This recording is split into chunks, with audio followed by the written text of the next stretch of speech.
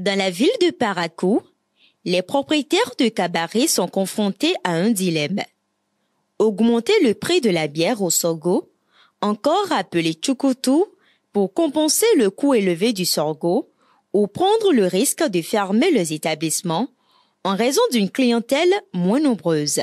Malheureusement, de nombreux cabarets ont déjà été contraints de fermer leurs portes, incapables de maintenir une activité rentable face à cette situation liée à la flambée du prix du sorgho. Moi, j'ai préféré fermer le cabaret parce que le mil coûte cher maintenant. Quand le prix va descendre un peu, on va commencer, on ne sait quand. Le mil, le maïs, c'est nous-mêmes qui faisons ça ici, c'est nous-mêmes qui cultivons. Mais pourquoi c'est cher maintenant? C'est pas un produit importé.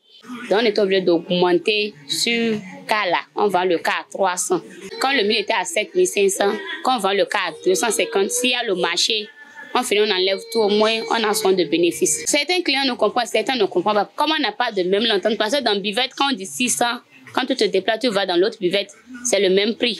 Le sorgho, une céréale largement cultivée dans la zone septentrionale du Bénin, est l'ingrédient principal utilisé dans la fabrication de la bière traditionnelle. Cependant, en raison de divers facteurs climatiques, le prix du sorgho a connu une augmentation notable ces dernières semaines, ce qui se répercute directement sur le prix final de cette boisson locale, tchoukoutou.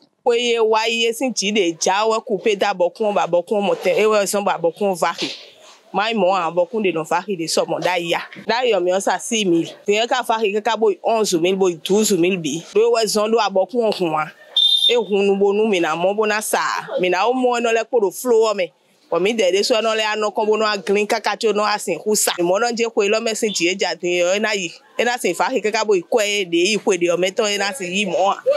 La fermeture des cabarets et la flambée du prix de la bière au sorgho, encore appelé tchoukoutou dans la ville de Parakou et environ, préoccupe les consommateurs. Il espère que des solutions seront trouvées rapidement afin de préserver cette part importante de leur culture et de leur patrimoine.